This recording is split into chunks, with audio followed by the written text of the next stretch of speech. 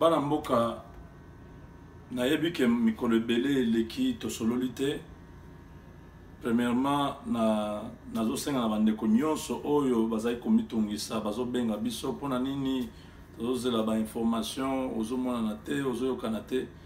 Nasengi bango vraiment bayokela biso parce que au-delà ya mosala oyo tozosala oyo nous sommes des responsables. Toza baboti toza na bana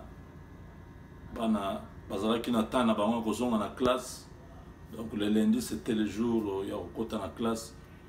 Imaginez awa tozaka na papa te mama te de côté makambo nyonso yo moko ozosala yango, il faut koluka mbongo, il faut kosala bo, il faut kosala ba émission, il faut s'occuper des enfants, il faut kende kosala ba inscription ya bana na ba école, kosala ba achat ya biloko na bango, ba uniforme, ba eza biloko ebele. J'ai beaucoup d'enfants. Alors c'est là que j'étais vraiment trop chargé par rapport à l'engagement au Tuzanango. Je ne pouvais pas me dérober la responsabilité familiale. Donc, il fallait que les enfants voient que non, notre papa, c'est un homme responsable. Il a fait tout pour nous. Nous sommes rentrés à l'école normalement. Si les enfants voient un papa qui s'occupe seulement de la politique, qui parle de la politique, qui ne s'occupe pas du reste, mais papa, ok, le dirigeant mboka ngoka boye na ba biloko mike azo occupé en côté, azo tala en côté. Donc c'était vraiment de notre devoir ya ko sunga bana ndenge basalaka pona biso pa ba boti na biso basunga biso na muke bazalaki na ngoto tanga yango lelo to komli vraiment important bandeko biso nyonso libanda investissement munene tokotikela bana ezali école. Donc c'est mieux, même si nous pouvons tout faire, un projet belé ressemble à gratte-ciel, tout ça, quand on bosse un élément en il faut suivre de près, quand la bana bazo évolue qu'est-ce qu'il faut pour que bazala vraiment lobby bat voilà bana ya mutu tel, voilà bana ya mutu tel. Ezali important, c'était une parenthèse bandeko. Makambo ya mboka na biso boyebi ke ezanga kate bato ebele batuni balobi mais osalaki makelele mingi olobaki osensibiliser bato. Finalement le 21 rien ne s'est passé. Il y en a même certains journalistes qui comme par moquerie bazoloba non moi Nansemi a perdu par forfait. Ezali makambo ya le 21 bandeko eza le 21 août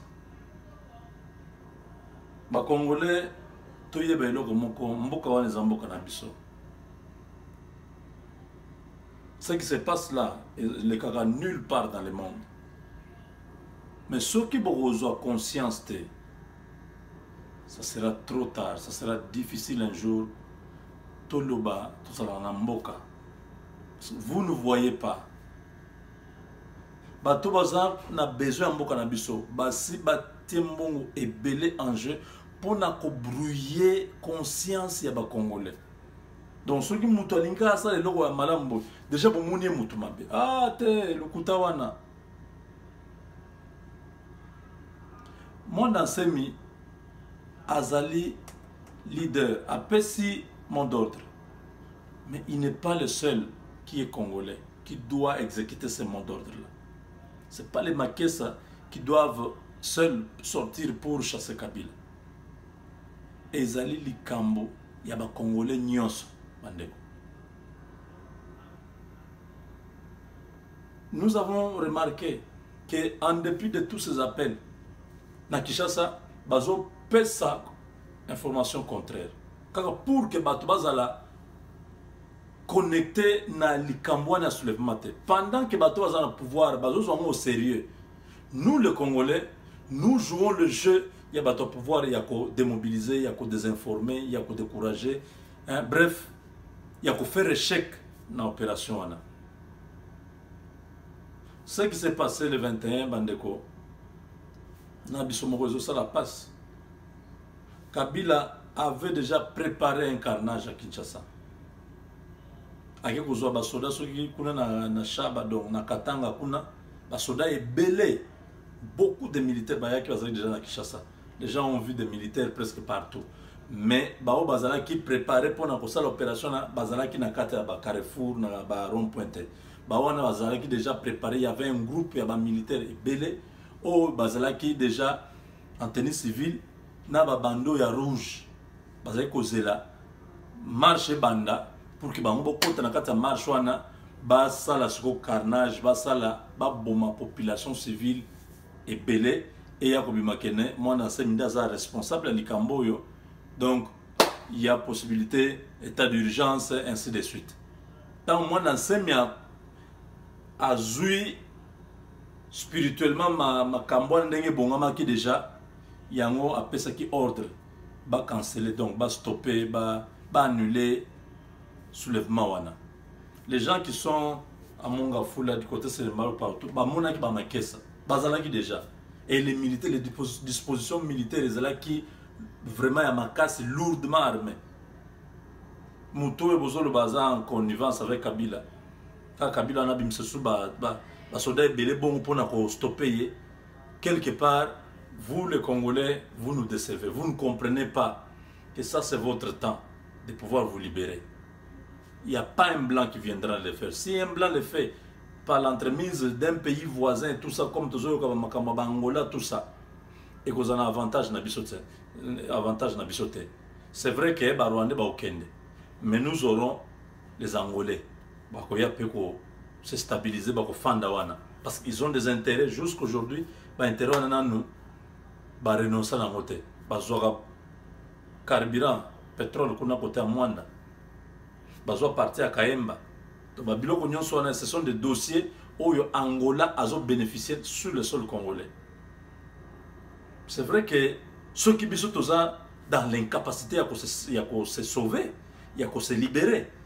Les États-Unis ont déjà donné le mot d'ordre à l'Angola de pouvoir trancher et résoudre la crise qui est au Congo. C'est une question du temps. Lobby déjà, donc, on a au Congo, ils ont déjà les lots. En Angola, ils ont l'élection. Donc après l'élection, on a mangé et qu'on a ébélé. Manger et qu'on a ébélé. Peuple congolais, ne tombons pas dans cette distraction. Nous avons nos frères de la Frappe qui sont à l'est. Basé 3 villages. Ils se sont approchés de Bukavu. Donc, ils ont travaillé. Les lots a tosolo banabino na beni bato et na butembo bato balalité parce que baka ya batiweri, ya ba enlèvement, ya ba assassinat et comme belé. Donc Kabila est en train d'investir dans la terreur. Donc il investit la terreur dans la population azo tia yango pour que finalement aya ko faire passer na mitu ya bato et loko wana ya référendum ya nini makambo eza ebele. Donc biso tondi matin makambo wana ke mutu ya libanda ya ko libérer biso nyonso totombaki na ba piège wana. Ah bon Angola kota kaka nini.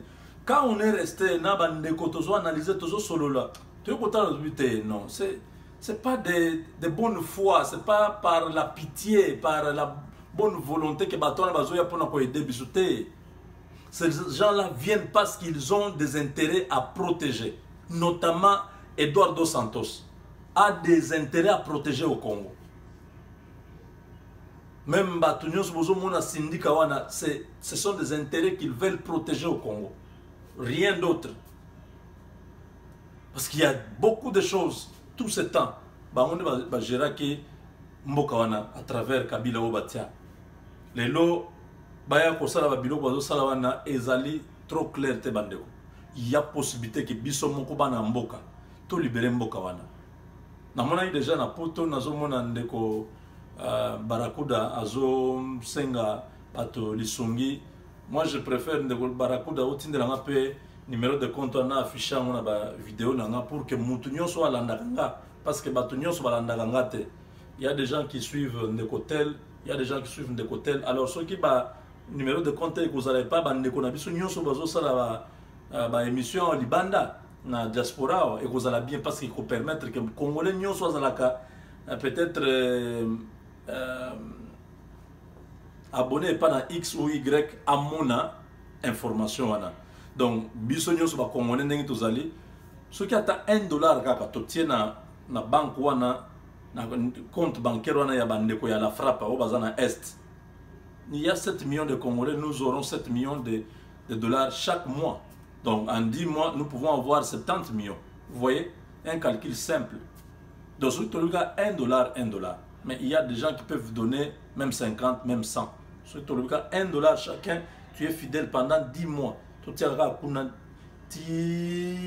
Peut-être d'ici mars ou avril de l'année prochaine, on va avoir beaucoup d'argent. Et nous pouvons organiser les soulèvements. Parce que l'article 64 n'est un soulèvement. Eza rébellion, ezali mutinerie, ou bien ezali soulèvement populaire. Donc, mandoki, kosimba mandoki, pona mutu oyo, azo yoka, kaka langage à mandoki. Wane ko résoudre makambo wana. Bandeko, voilà un peu makambo tozalaki nango oyo etali likambo ya le 21.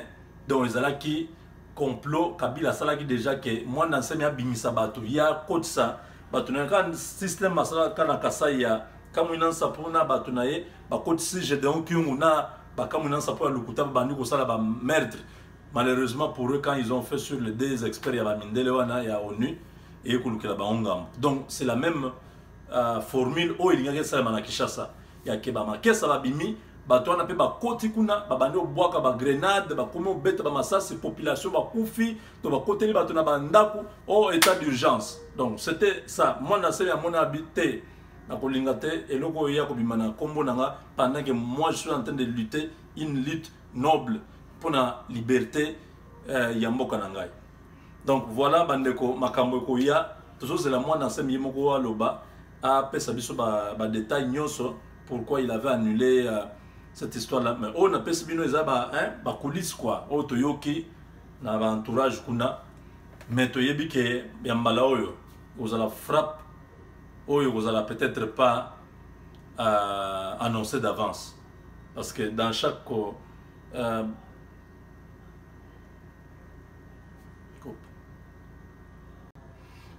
étape où il y a bitumbo tozo bundana Kabila tozo zwa ba mayele tozo yeba eloko nini ya kosala pour que prochainement to contourner ba obstacle ozotia wana. Maintenant là to comme na phase moko o to comprendre makambo ebele bandeko makambo mususu ezali ya oyo to lobaka chaque fois bato ba finga biso ba loba nyonso ya koloba sur Félix Tshisekedi na rassemblement nae to loba ça fait déjà beaucoup de mois.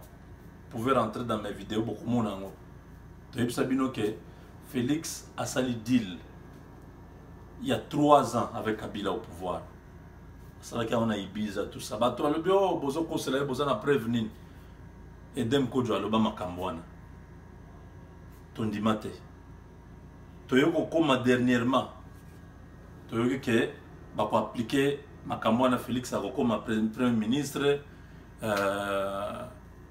Le schéma wana ya Kabila za na pouvoir ti 2018 et qu'on s'appliquait donc ba kende ti so 2020 parce que jusque là ba appliquer dans le schéma wana te ce qui Félix a comme premier ministre le compteur à 0 donc il en est avec na mo fele ba bandele sur 3 ans wana wa sengaki et za 2018 2019 2020 Kabila sera au pouvoir donc Félix a kozala obligé na kati ya temps na yewa kozala premier ministre andima référendum et Salem va changer constitution. Kabila s'est représenté comme candidat. Kabila va voter pas na député parce que va dissoudre le parlement. Donc au côté de la transition il y a 3 ans. Transition en 3 ans on a ba député na ba sénateur ya transition ba kozala ba onde ba kosala constitution wana oyo même biso vers la 4e république. Oyo kozala ke ba député ba ozonga na ba village na bango ba ke ba voter bango kuna tant ba ye na ba sénateur ba voter bango pas ba député provinciaux ba commune assemblée nationale bango ba ko voter président de la république. Donc avec corruption oyo comment mode de vie na Congo, chaque député chaque sénateur so ba pese ka 1 million bazar so 500 députés na sénateur na 108 donc 608 membres du Congrès. Donc 608 millions pour Kabila, c'est quoi? Ce qui a payé 1 million, 1 million. Kabila, on 9% ou bien 100% c'est là que nous voyons. Et cause de la constitution, il y a 7 ans. Mandat est illimité. Donc, ce qui Kabila lobby, Nazalawana, Tina Liwananga, il a 46 ans maintenant. Donc, ce qui a eu 3 ans, comme peut-être 49. Donc, il a 7 ans, comme 56. Il a eu 7 ans, comme 63. Il a eu 7 ans, il a peut-être comme 70 ans. Donc, ça a eu 3 mandats, il y a 7. Et ça fait 21 ans. Donc, à Okufa, donc à Rolongo na pouvoir peut-être quand il aura 70 ans. Il y a beaucoup de Dos Santos na Angola à Zosal. Parce que la conception on Paul Biya, Dos Santos, Mugabe, le président on bazalaka exemple à Mabé. Il y a un monde qui est dans Kozwa. Bandeko makambo ezali makambo blague te.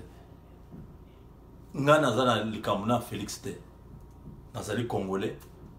Mais bandeko ebele ya Kasai bazo benga oh muto na zande ko na yo ozo sala makambo na est-ce que ozo yeba likambo ozo sala ozo combattre ton propre frère est-ce que ba katange ba combattre bandeko na bango est-ce ba ban to bandundu ba combattre bandeko na bango ça sont des esprits faibles bato bazala na sima ba tribalisme wana je les vois vraiment sans valeur humaine parce que mutu nyonso bato batambusa biso na ba avion bazala bandeko na biso ou bien bateke la rabiso biloko na ba zan de place to somba biloko kolia baza bandeko na biso donc ndeko na yo ezaka muto bobimi na ye na tribu mon côté les humains nous sommes tous créés tous ala na bolingo to lingana bato bazala bakena mingi na banini soki na lobi chuluba elinga o loba teke ngai nazali tribaliste c'est une des langues oya mboka na biso et c'est la langue maternelle oyo mama kolisinga nango donc j'ai la maîtrise de cette langue na kolobango et linko lobate nazali vraiment tribaliste je vais écarter d'autres personnes loin de là. Alors me dire que non Félix c'est ton frère bilokwana ezali ba concept moko nul. J'ai parlé ici pendant presque 8 mois sur la situation du Kasaï comme il a pour tout ça. Namona Félix c'était mokolo moko alobi ata bona osala kara nene voyage mokona kena kananga vraiment les camo ezali kamunene to trouver solution. Ils sont seulement là en train de chercher le pouvoir. Basa la ville morte, eza ville morte pour que nene accord eza l'appliquer. Ce qui ville morte eza tate que pour que Muyambona na Jomindonga na Frank Jong Babima eza la kawana te. Ya bango ba ville morte, ya bango ba marche, ya bango ba meeting eza pour que accord ya Saint-Sylvestre eza l'appliquer. Mutu ndenga na ko epsanga ke ndeko nanga. Vous foutez de moi ou comment? Ce monsieur-là n'a rien de Kindeko. Ce monsieur-là n'a rien de Congolais. Il n'a même pas pitié de ce pays-là. Tout ce qui l'intéresse, c'est comment entrer dans la politique, faire de l'argent. Il ne peut pas faire un autre travail. Vous le voyez tout le temps dans les avions. Bon, papa n'a pas d'entreprise. Papa n'a pas opposant. Il a eu l'argent pour avoir même des entreprises ou bien des maisons. Vous voulez que Kabila change, vous voulez que Kabila ait le pouvoir, mais vous qui nous dites que vous êtes des opposants, votre mode de vie n'est pas clair. On ne connaît pas la source de vos revenus. Tu es bien monté. Vous avez une opulence dans la luxure, dans la bourgeoisie. Vous prenez l'argent du pouvoir. C'est ça la vérité. Je l'ai dit quand j'ai vu tout le monde à Genval, dans le lobby, Kabila a orchestré Makambwana. Il passe par Katumbi pour faire tout ce qui se fait là. Sambusi syndicat. Ayobi maonone na ba organisation moko boyo nane ezali. Comment on appelle encore ceux qui debout, Congolais debout. Mouvement citoyen. Mouvement citoyen, bozo qui n'angwapi devant un dictateur comme ça. Vous n'avez pas de distraction. Vous n'aimez pas le Congo. Le vrai problème est là. Vous voyez que Kabila a organisé l'élection, Kabila a le pouvoir. L'unique option ezali au soulèvement populaire to organiser biso nyonso Félix Katumbi syndicat Martin Fayoul biso nyonso bandeko awa tout ça la mobilisation makasi ce type doit partir bozo les canaux télévision vous parlez avec charisme parce que les hommes politiques charismatiques au Congo il y en a plus. Des gens, quand vous regardez tous ces gens-là, ils parlent comme des abbés, Bomoni, comme s'ils sont en train de supplier Kabila. Mais ces messieurs-là, vous devez lui donner un message. Ils sentent que Moubali est à Zoloba. Le leadership, c'est même dans la communication, les gestes, ta manière, même tes yeux. On peut voir que Moutou a déterminé. La manière dont ces gens-là font leurs interviews. Là. Vous voyez vraiment qu'il y a Zokosa. Oui, bon, nous, le président Kabila, il a détruit le pays. Nous allons tout faire pour que le 31 décembre, il puisse partir. Modalité, vous allez faire quoi concrètement? Distraction. Vous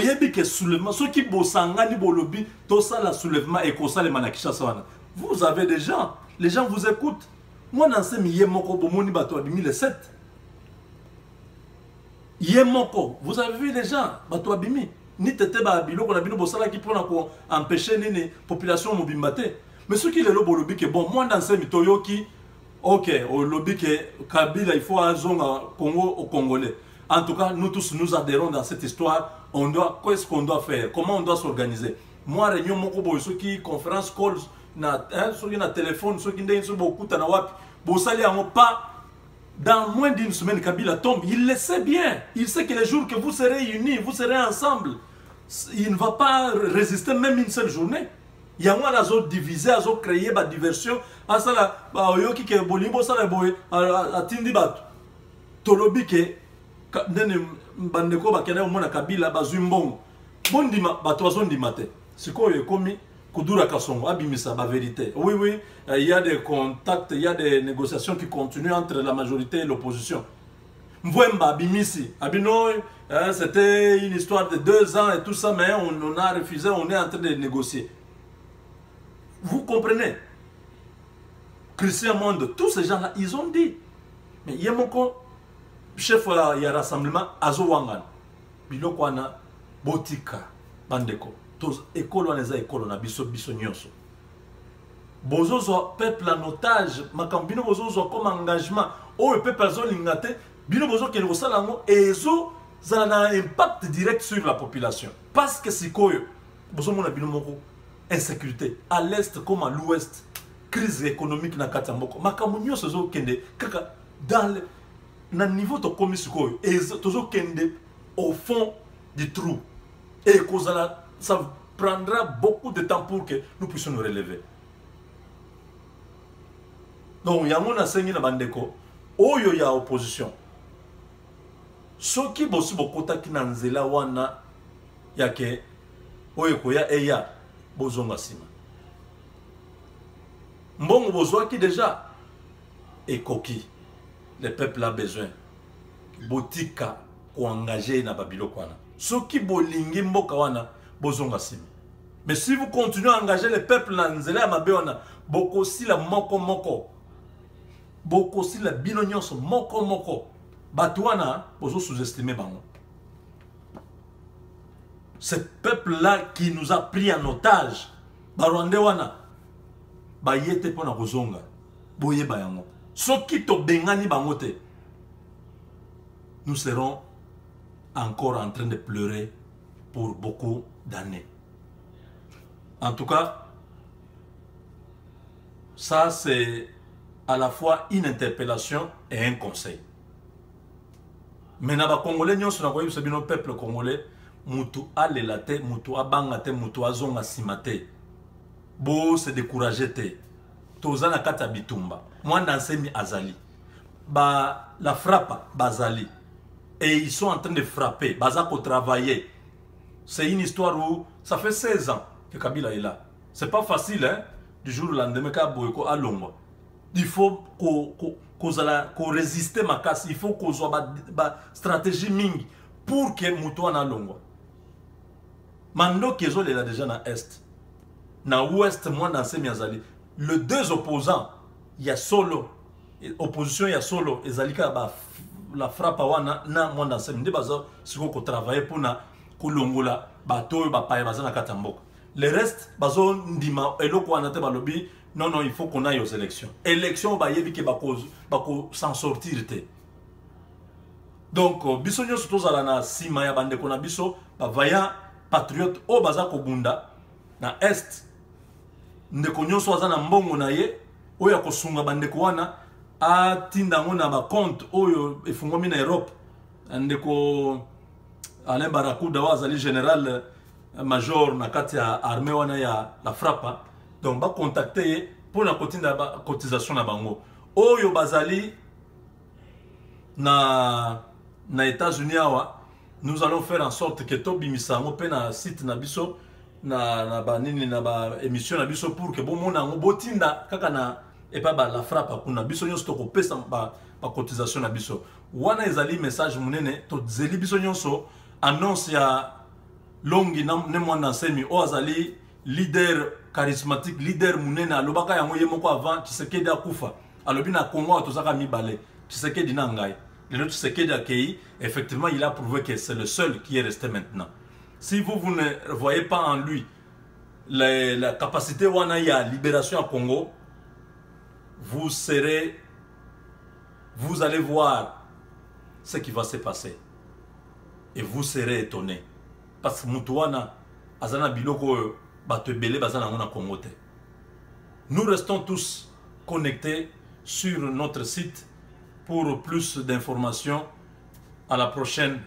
La patrie ou la mort, nous vaincrons.